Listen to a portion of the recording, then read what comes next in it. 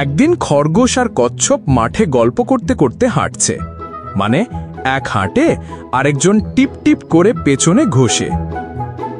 ওই কচ্ছপ, হাঁটার স্পিডটা যদি আরো কম হতো তো ঘাসগুলোও চলে যেত আগে।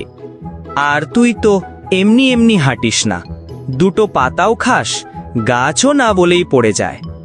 খরগোশ ভাবল, এই কচ্ছপকে নিয়ে দৌড়ের বাজি ধরলে তো মজা হবে। চল ভাই, একটা দৌড় হোক ওই বটগাছ অব্দি, আমি তো এক লাফে পৌঁছে যাব। তুই দৌড়াস, আমি হেঁটে যাব, কিন্তু থামিস না যেন। থামবো না, আমি তো রকেট রে ভাই, কে তোর মতো স্নেল স্লো। দুজনে একসাথে শুরু করল। খরগোশ এক দৌড়ে ছুটে গেল, আর কচ্ছপ ধীরে ধীরে চলল, যেন স্লো মোশনে হাঁটছে। আহা, কচ্ছপ কই, চোখে তো ধরা পড়ছে না।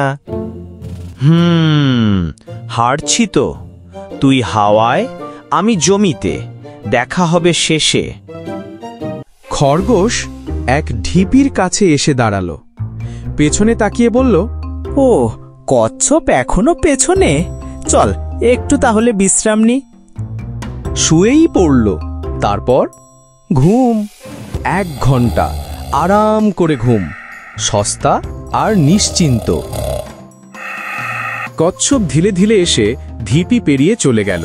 খরগোশ তখনও গড় গড় গড় গড় করে ঘুমাচ্ছে। ঘুমোতে ভালোবাসিস, এবার দেখ কত দূর গেছিস। খরগোশের ঘুম ভাঙে, সে উঠে চেঁচায়, কই কচ্ছপ, কোথায় গেল? আমি কি সত্যি পেছনে পড়ে গেলাম? সে ছুটতে ছুটতে গিয়ে দেখে বটগাছের নিচে কচ্ছপ আরামে বসে আঙুর খাচ্ছে, আর সেই জিতে বাজিটাও জিতে গেছে। ওই, এইটা তো আমার জেতার গল্প ছিল। তোর গল্প আমার শেষ কথা, ধৈর্যই জেতায়। এই গল্পে আমরা কি শিখি বলতো? কচ্ছপ ধীরে চলেছে, আর খরগোশ সে তো ধীরে ঘুমিয়েছে। ধীর ও শান্তরাই শেষে জয়ী হয়।